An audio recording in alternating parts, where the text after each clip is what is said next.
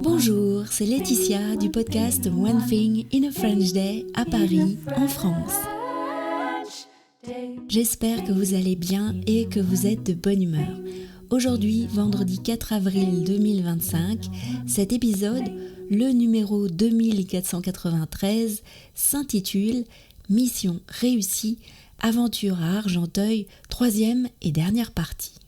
Je vous invite à découvrir mes textes originaux, fidèles et précis avec des explications culturelles et linguistiques sur onethinginafrenchday.com à partir de 3 € par mois. Mission réussie, aventure à Argenteuil, troisième partie. Avec mon collègue Mehdi, nous étions les derniers à passer de notre équipe. C'est long de passer la journée à attendre et cela demande de la stratégie, de s'échauffer au bon moment, de manger au bon moment, de rester concentré. À côté de ces préparatifs, j'ai aussi fait de jolies rencontres à cette compétition. Sodevi, que je n'avais pas vu depuis 2 ans, Rondreau, que j'admire à l'épée, mais à qui je n'avais jamais parlé. Il y avait une bonne ambiance, la salle était baignée de soleil, il n'y avait pas trop de bruit. 15h15, c'est enfin mon tour de passer. Mais justement, on va passer sur ma prestation désastreuse aux mains nues et on saute directement au moment où je vais passer l'épée. Il était 16h.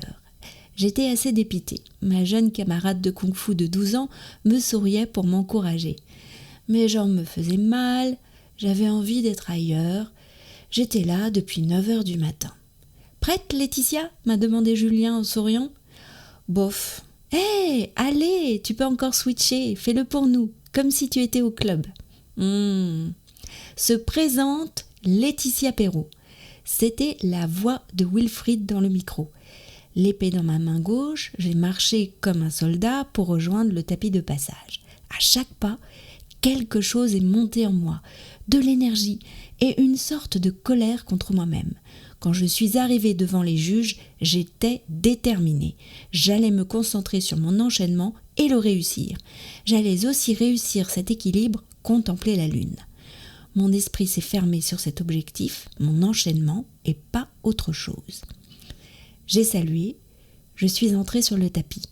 Un coup d'œil au juge, Julien était assis à sa place de coach, Michaela était dans les gradins avec Pietro, et hop, je me suis lancée. 7,55 ! Waouh, Laetitia, je ne t'ai jamais vue comme ça, m'a dit Julien quand je l'ai rejoint. Bravo! Maman, mais tu as vu ta vitesse, c'était génial, a dit Michaela. Merci, c'est grâce à toi Julien, parce que là, je partais battue d'avance. La compétition s'est terminée peu après. J'étais seule dans ma catégorie, mais cette médaille d'or, j'étais vraiment heureuse de la recevoir.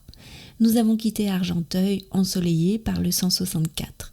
Pietro et Michaela étaient déjà repartis, ils étaient venus à vélo depuis la maison.